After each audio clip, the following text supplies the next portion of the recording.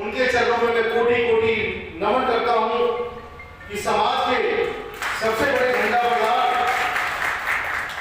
अगर कोई हुए और नारी शिक्षा के ऊपर माता सावित्रीबाई फुले को जिन्होंने इतना सहयोग किया और शिक्षा को बढ़ावा दिया, जहां बहुजनों को और दलितों को शिक्षा का अधिकार नहीं था, वहां पर महात्मा ज्योतिबा फुले ने एक शिक्षा की अलग एक रोशनी की मशाल पूरे हिंदुस्तान में जलाई। एक बार उनके लिए जोरदार तालियां। महामानव संविधान के शिल्पकार भारत रत्न डॉक्टर भीमराव अंबेडकर जी के चरणों में नमन करते हुए और आप सभी रात को सिर्फ एक छोटा सा मैसेज था मीटिंग का, फिर भी आप इतनी संख्या में आए, मैं आप सभी का धन्यवाद करता हूं।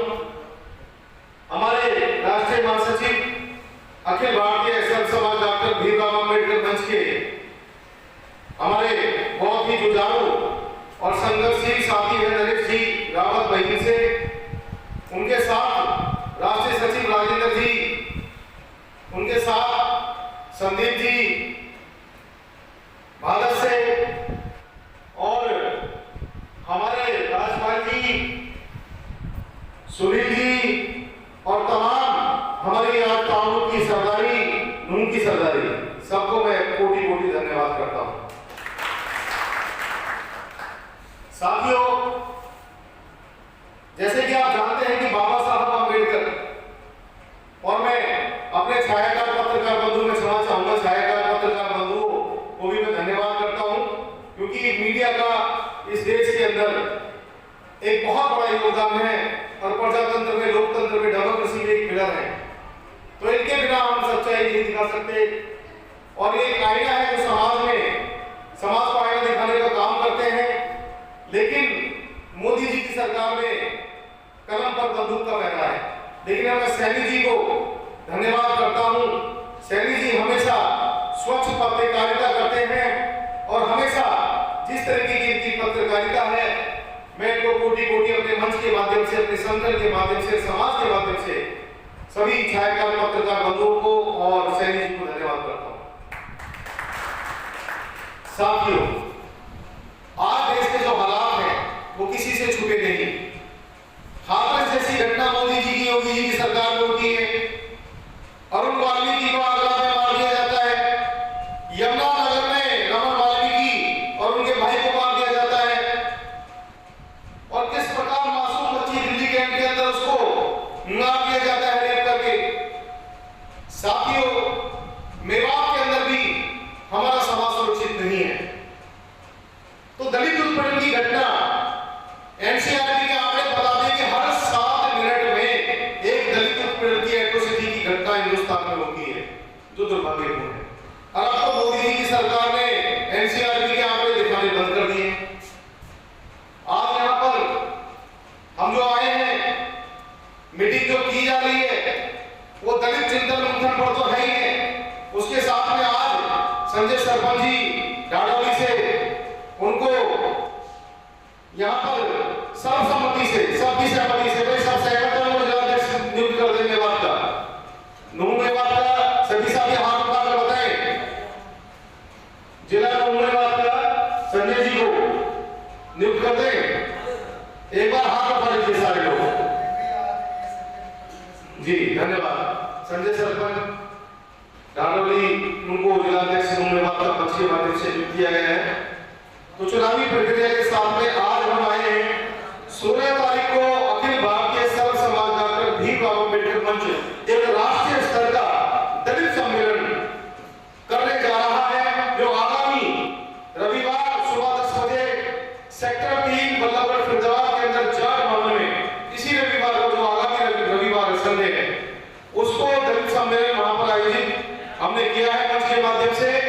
और आप सभी को मैं राष्ट्रीय अध्यक्ष जितेंद्र चंदेलिया आपको निमंत्रण देता हूं और आपसे आग्रह करता हूं कि महामानव दलितों के मसीहा, भारत के संविधान के रचयिता, भारत रत्न डॉक्टर भीमराव अंबेडकर जी की जन्म जयंती पर बढ़ चढ़कर एक उत्सव की तरह मेवात के लोग वहां पर भाग लें और अपनी संख्या का, अपने संगठन का परिचय वहां पर दें।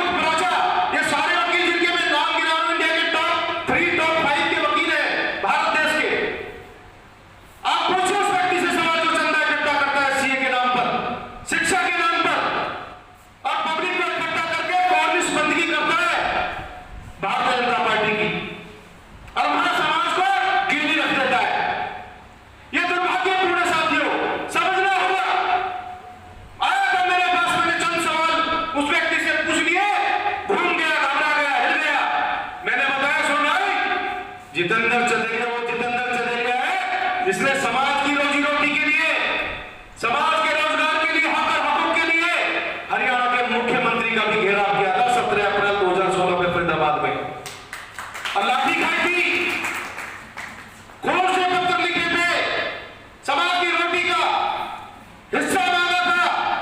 सरकारें आती हैं चली जाती है, जब कोई भी सरकार है, कोई भी राजनीतिक पार्टी है, फुटबॉल बना रखा है हमारे समाज को, फुटबॉल कोई आता है, कोई भी किक मार के चला जाता है। साथियों, जानना होगा हमारा जो एम है, ये mission of shining for depressive persons, आखिरी पंक्ति के व्यक्ति की मदद करने का है। तो ये लोग जो एससीए के नाम पर समाज को गुमराह कर रहे हैं, इनसे सवाल करना, ये करना, पहले ये बता कि कौन सा वकील कर रहा है सुप्रीम कोर्ट के अंदर, तूने और तेरी संस्था ने, पहले ये सवाल करना उस व्यक्ति से जो तूने चंदा इकट्ठा किया लाखों की तादाद में, गुमराह कर रहा है। जब तक ऑनरेबल सुप्रीम कोर्ट आदेश नहीं सुना देता, आप कैसे समाज को गुमराह करके चंदा इकट्ठा कर लोगे? क्या आपने उस चंदे का किया? कभी इंसाफ मांगा? रैलियां आप करा रहे हैं, जब कोर्ट में मामला चल रहा है तो रैलियों का क्या फायदा भाई? मामला कोर्ट में चल रहा है, फैसला कोर्ट को करना है, समाज को गुमराह कर रहा है। ये सफाई आयोग को उसको चेयरमैन बनना है हरियाणा के अंदर, टिकट मांगनी है कहीं ना कहीं, या संगठन में कोई पद मांग रहे हैं, और पैसा तो कमा ही रहा है समाज को ऐड कर वो व्यक्ति। तो ऐसे व्यक्तियों की दुकानें बंद कर देगा ये मेरा संगठन और आप लोग, ये मेरा वादा है, ये नोट कर लेना दिमाग में। साथियों, मैं आपको बताना चाहता हूं कि गांव में चौपाल, कस्बों में और शहरों में सामुदायिक भवन, इसके लिए ग्रांट आती है, पैसा आता है। लेकिन मैंने देखा मेवात के गांव में जर्जर हालत में, अवस्था में चौपालें पड़ी हैं, कोई सुनने वाला नहीं है। बताओ कितनी ग्रांटें आती हैं, कहां से आती हैं, किन किन विभाग, किन किन अधिकारियों के द्वारा आती है, बताता हूं, सुन लेना ध्यान से। डीसी कोटे से, एडीसी के द्वारा, डीसी कोटे से, एडीसी कोटे से, एमएलए कोटे से, एमपी कोटे से, सांसद निधि से, मुख्यमंत्री कोष से, मुख्यमंत्री राहत कोष से, डी प्लान से, हरियाणा सरकार पंचायत राज योजना से, हरिजन वित्त विकास निगम से, ऑनरेबल SC/ST कमीशन से, सौंदर्यीकरण विकास के लिए।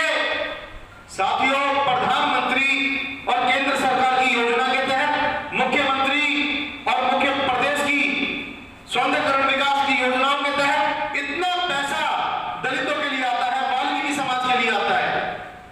कहां जाता है वो पैसा? कितनी चौपालें हमारे मेवात में बनी, किसी ने मांग उठाई? नहीं उठाई, क्योंकि अगर ये मांग उठाएंगे तो औकात का पता चल जाएगा, औकात का।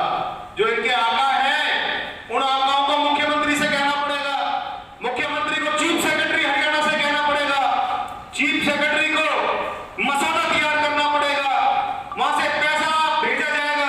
सामाजिक संगठन, जैसे हमारा सामाजिक संगठन है, इनको भी पैसा मिलता है। Ministry of social justice and empowerment, सामाजिक न्याय अधिकारिता मंत्रालय, भारत सरकार से तमाम सामाजिक संगठनों को पैसा मिलता है, उनके पदाधिकारियों को पैसा मिलता है कि जाइए आप काम कराइए। तो ये 11 सूत्रीय मांगों में सबसे अहम हमें ये मांग है, क्योंकि धन और धरती हमारे समाज के पास विरासत में नहीं है। हम कैसे बहन बेटियों की शादी ब्याह करें? चौपाल हमारे पास नहीं, घर मकान हमारे पास इतने बड़े नहीं, बहन की हॉल और होटल हम बुक नहीं कर सकते। तो कस्बों में धर्मशालाएं, शहरों में वाल्मीकि सामुदायिक भवन या अम्बेडकर सामुदायिक भवन या महात्मा ज्योतिबाई फूले के नाम से, आज उनकी जन्म जयंती है, उनके नाम से, बहुजन समाज के महापुरुषों के नाम से सामुदायिक भवन, चौपालें बनवाई जाए। मैं सुनील लुहेरा ताऊ से हूँ और काफ़ी समय से मैं भाई साहब से बहुत जुड़ा हुआ हूँ, इनके सब कुछ प्रोग्राम देखता रहा हूँ।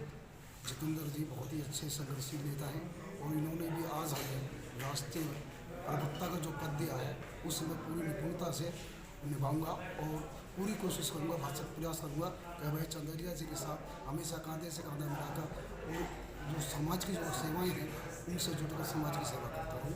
और जो संघर्ष के समय में इनके साथ चाहे हमारी प्राणों की अवधि जाए, लेकिन हम संघर्ष करते रहेंगे और अपने भाइयों का, अपने समाज के लोगों का हक दिलाना है। देखिए, हमने आज नूह में एक मीटिंग बुलाई है, बड़े शॉर्ट नोटिस पे मीटिंग बुलाई थी, जिसमें हमारे राष्ट्रीय महासचिव नरेश जी बहीन और संदीप जी हमारे राष्ट्रीय सचिव और राजेंद्र जी हमारे राष्ट्रीय सचिव और सुनील जी हमारे राष्ट्रीय प्रवक्ता वो यहाँ पर मौजूद हैं, और आज जिला अध्यक्ष हमारे नवनियुक्त संजय सरपंच जी डाडोली वो भी मौजूद हैं। तमाम हमारे यहाँ राष्ट्रीय प्रदेश और जिला की कार्यकारिणी और भी कुछ लोगों को विस्तार पूर्वक हमें जिम्मेदारी देनी है। तो मीटिंग का ये भी एक कारण है यहाँ पर चुनाव का। और उसके साथ में यहाँ पर मैं मेवात की अपने दलित समाज के लोगों को जागरूक करने के लिए उनकी 11 सूत्रीय मांगों को लेकर मैंने जो बीड़ा उठाया हुआ है, तो 11 सूत्रीय मांगों को लेकर पूरे हिंदुस्तान में हम लड़ाई लड़ेंगे। जो हक और रोजगार की लड़ाई है, जो रोजी रोटी की अहम लड़ाई है, जो 27 साल से हमारे हक और अधिकार को किसी ने भी नहीं दिया, हमारे रोजगार को किसी ने नहीं दिया, तो उस रोजगार को लेकर मेरी लड़ाई है। 20,000 भर्तियों को चतुर्श्रेणी की भर्तियां करवाने की मेरी लड़ाई है। और चौपाले धर्मशाला और शिक्षा में आर्टिकल 134A जो इन्होंने बंद कर दिया, जो दलित समाज के बच्चों को फ्री एजुकेशन का अधिकार था, तो इन सभी मुद्दों को लेकर 11 सूत्रीय हमारी मांग है। और वाल्मीकि कल्याण बोर्ड का गठन जैसे पंजाब में है, जो वाल्मीकि समाज को डिग्निफाइड लाइफ मिले according to law the constitution of India, according to local and special law. तो ये मेरी लड़ाई सिर्फ यहाँ तक सीमित नहीं रहेंगी कि मीटिंग हो गया या सम्मेलन हो गया। अगर सरकार ने, हम सरकार को अपनी प्रस्तावना भेजेंगे, सरकार को हम अपना मांग पत्र भेजेंगे, मुख्यमंत्री और चीफ सेक्रेटरी हरियाणा से भी हम मुलाकात करेंगे इन मुद्दों को लेकर। लेकिन अगर इन मुद्दों पर सहमति नहीं बनी और हमारी मांगों को पूरा नहीं किया गया, तो ऑनेबल हाई कोर्ट से लेकर ऑनेबल सुप्रीम कोर्ट तक मेरा संगठन अखिल भारतीय सर्व समाज डॉक्टर भीमराव अंबेडकर मंच PIL जनहित में याचिका दायर करेगा, हाई कोर्ट के अंदर भी और सुप्रीम कोर्ट के अंदर भी। कहाँ आप ये प्रोग्राम रखोगे अब आगे?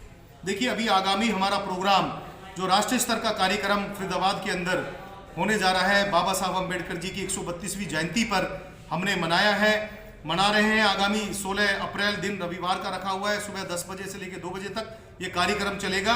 इसमें युवराज वाल्मीकि जैसे खिलाड़ी जो इंडिया हॉकी टीम के वाइस कैप्टन रहे हैं और बहुत बड़े प्लेयर हैं, और कुछ दलित समाज, बहुजन समाज की सेलिब्रिटीज़ हैं, उनको भी यहाँ पर हमने कार्यक्रम के अंदर बुलाया है। 11 सूत्रीय मांगों को लेकर, संविधान को बचाने को लेकर ये हमारा कार्यक्रम है, जो 16 अप्रैल को डॉक्टर भीमराव अम्बेडकर की जयंती पर हम